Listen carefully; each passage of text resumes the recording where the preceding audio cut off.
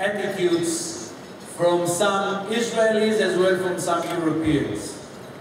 We lived for centuries in Europe, and here in Israel we adopted the European culture, the standards of human rights, rule of law, democracy. We feel very close to Europe by having half of our people originally from Europe. But more than that, you accepted us to become members of many European organizations, like in football, in basketball, even in Eurovision, many organizations that we are full members there. And we feel, because we are very close to Europe, Cyprus from here, it's about 25 minutes by flight, we feel very close to Europe for many years. And while you are here, you show us that Europe can be supportive toward Israel and not negative like it's described here for most of the time. We believe that we can do much better. Europe has to take a real decision. If you would like to play a key role in the peace process between Israel and the Palestinians, Europe should adopt more balanced attitude toward the Israeli-Palestinian conflict. You cannot accept 100% of the Palestinians' demands, and after it, to us to become a full mediator or member in those who are dealing with the peace process. I've sent many friends of mine in Europe, and I was serving as foreign minister and deputy prime minister, that I had the opportunity to meet with many head of states, that some of them I met here today. I told them always, I'm very much in favor of bringing Europe in. Europe is very important. We are having the best relations with Europe because our mutual trade with Europe is the highest that we have, even more with the United States. As I said before, we are sharing many common values. And I want Europe to become much closer to Israel. It should be done by taking a strategic decision by Europe to realize that they cannot back the Palestinians every day and every demand that they are coming with. It should be different. And these days, while we are trying to resume the negotiations with the Palestinians, we are facing what's going on here next to us in our southern border in Egypt. Unfortunately, what we can learn from what's going on in Europe, in the Middle East these days, that it doesn't have any connection with the Israeli-Palestinian conflict. Because many years, most of the world tried to convince us that the fact that we have instability here in the Middle East, and by that we don't have stability in the entire world, is only because we don't solve the Israeli-Palestinian conflict. And what we found out these days, that what they have in Egypt has no connection with Israel.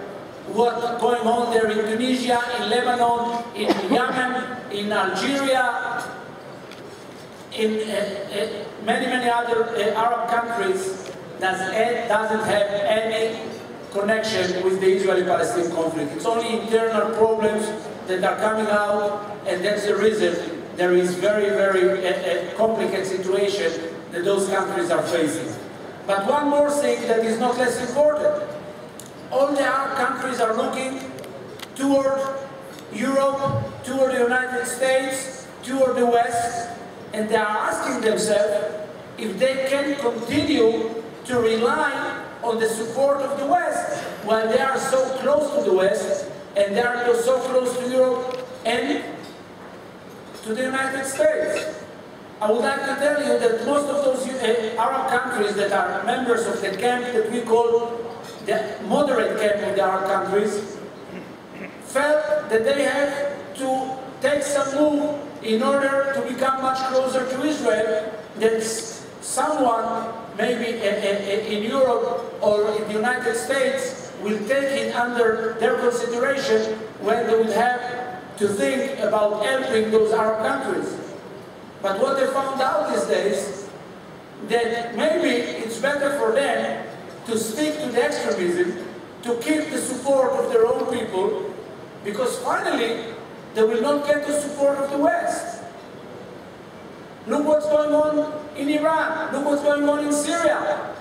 And what needs to be done is to try to give the Arab peoples more right. We are for human rights. We are for democracy. We are for freedom of speech.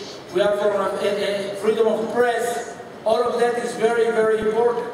But those regimes, those leaders that felt that they have to do everything they can in order to become much closer to the West and to keep the interests of the West, finally, they might feel that they were abandoned. And the Middle East is the most important place in the world, not because I live here, because the reserves of oil for the next 150 years are here. The Middle East is very important because it's the gate from Africa to Europe, from Africa to Asia. It's very important geographically, militarily, and as I mentioned, economically. And the main question is, who will take the lead these days? If it's going to be the West, with its allies in the Middle East, or Iran, with its new allies. Because Iran is trying to do everything they can in order to take control of the Middle East. They are trying to undermine the regimes of those moderate Arab countries in order to take control, and then to take control of the oil fields. And by that to be the most important player in the world. And it should be known, the Iranians are trying to revive what they call the Persian Empire. They are trying to do it in two different tracks. One track is to develop a nuclear power that we should stop, all of us, because it's put a real threat, not only about the existence of Israel, but I think the entire world, because these days they are developing new missiles with much longer range than Israel that will put within that range all the capitals of Europe. From London to Paris, to Madrid, to Rome, to Berlin, to Warsaw, just mention. Just name it. But on the other end, they are trying to take control of the Arab countries, to take control of the Middle East. And that's what is facing us these days. To try to do what is needed in order to continue to strengthen those moderate Arab countries and to keep them close to the West, or to let them fall, and the day after, the Iranians will come and stay with their allies there. Because when we had an election, for instance, for a Palestinian Authority, while the Hamas was not authorized even to participate, because according to the Oslo Accords, no organization that called for the destruction of Israel is allowed to participate. But then Condoleezza Rice was pushing all of us to enable them to participate by saying they will get maybe 30% of the votes. They will not take the lead, but we will be able to show one more democratic process in the Middle East. The final outcome was, of course, that they got 70% of the votes. And while the quartet took the decision not to engage with them, they made that coup in Gaza and took the lead there. So it's very, very complicated these days, and we should know that we should do everything we can in order to keep democracy, to keep human rights, to keep rule of law, freedom of press, but at the same time not to give those extremists to use those tools of our values as a whole in order to take the lead in their countries. And that is very important. On the other hand, we should stick to our efforts to stop the Iranians, and the sooner is the better. It took a very, very long time until the world realized that Iran is not Israel's problem only. As I mentioned before, after most of you found out that they're developing new missiles with much longer range that can hit southern Russia as well, it looks different. And the final sanctions that were imposed are very, very effective because it works. And I personally really believe in sanctions. It works in the past with South Africa, it works with Libya, it works in some way with North Korea, and it works these days with Iran, and we realize these days that there is a debate within the Iranian leadership if to stick to their plan to develop nuclear power or to abandon it and to get engaged with the P5+1. It means the 5 permanent members of the Security Council plus Germany. And they are very close maybe to take a different decision. Unfortunately, their spiritual leader, Ali Khamenei, is still asking to stick to their original plan and to develop a nuclear power. But they are facing many problems. The last demonstrations didn't work, but still, you have to know, Iran is not one nation. There are 13 different nations, and all of them are under depression. All of them are under discrimination. All of them would like to see the current regime out of Iran. So we should try to stick to the track and impose more sanctions. I know that it might cause some economic problems, but while we are looking at it only in the glasses of economy, it's one thing. If we would like to look at it in the different glasses that will enable us to see it in the appropriate way that we should look at it, I think that finally our final decision will be to impose more sanctions. Russia and China, of course, are not very happy to join more sanctions, not only because of economy. And of course there are many Russian groups there, and of course China signed the biggest contract in the modern history to get gas and oil for the next 30 years. It's a contract about $75 billion. It's not only there. China and Russia look at them as superpowers, and they don't want to give the West to be the only player in the Middle East. So sometimes they are keeping maybe Iran alive in order to prevent it. But what would happen in the day after the withdrawal from Iraq? The spiritual leader of Iraq, his name is Sistani. He seems to be very moderate, but he grew up and he was raised in Qom in Iran, the same place that Nasrallah grew up and raised there. The day after, Iraq is a Shia country. They can get in. They have Syria already. They have Lebanon already. What left? Those moderate Arab countries that they would like to undermine their regimes now. The same problem we have with Lebanon. Hezbollah is not a terrorist organization only anymore. They are going to take the lead of the whole country, to take control of the army, of the whole security forces. And I was asked by a British journalist from the BBC, he asked me, but how you can oppose what's going on there in Lebanon while the Hezbollah is a political party? I told him, listen, my friend, have you heard about a political party that is having 60,000 missiles and rockets and all kinds of weapons that they are using against their neighbors?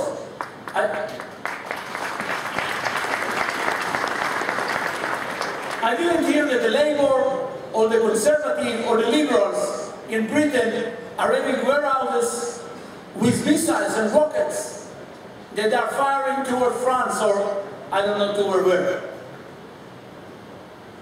But still, if the Hezbollah now is controlling the new prime minister, it means that Iran is taking control. And now we have to ask the army of Lebanon to implement the Security Council Resolution 1701 that was taken after the war in Lebanon in 2006, that they have to prevent the Syrians and the Iranians from bringing in those missiles and rockets, And they have, according to that Security Council resolution, to disarm the Hezbollah. What they will do now is just to help them to unload those trucks that will arrive with all of those missiles and trucks to the southern part of Lebanon. So what we realize these days is a new development that, of course, here in Israel we are looking after. But it's not Israel's problem only. You have to know, the main question is who will be more dominant here in the Middle East. Is it going to be the coalition forces, the coalition of the moderate Arab countries, or the extremists led by Iran? And that's the real thing. So, of course, we would like the Egyptian people to have better lives and to feel better. And we would like them, of course, to have more rights. And I think every human being deserves to live under freedom and democracy. But we have to know that that process that is taken these days within the Arab world, that is very important, is very crucial as well. And it should be done in a way that will enable the power in the hands of the moderates, and not will give the extremists the power short time after. So I would like to tell you that I know it's not very easy to defend Israel these days in Europe. I know it's not so easy to face those anti-Israel groups that you face on a daily basis in Europe. I know it's even sometimes very difficult. All of us are politicians. All of us are looking for more votes to gain.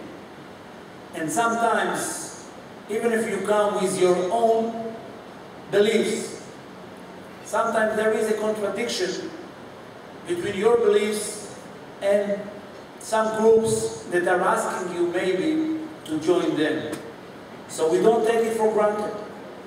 While we see it here today, I know that Europe is not lost for Israel. When I came to the foreign ministry back in 2003, 8 years ago, when I got into the ministry, my first speech, I said Israel and Europe should do everything they can in order to narrow the gaps between both of them and to try to have better understanding. We did it. We had very big support a few years ago while we were in Sharon's cabinet and we disengaged from Gaza. I would like to take the opportunity to thank all of those that helped us then to bring that resolution to the United Nations to commemorate the Holocaust by marking the 27th of January as the day that all of us should commemorate the International Day of the Holocaust, and of course to mark the liberation of the concentration camps, first and foremost in Auschwitz. President Kaczynski of Poland was a big partner of us then, and I would like to thank you personally for what you did, and I'm sure that all of you are helping us to do everything we can that no Holocaust will come to the world anymore. Thank you very much and enjoy your stay. Thank you.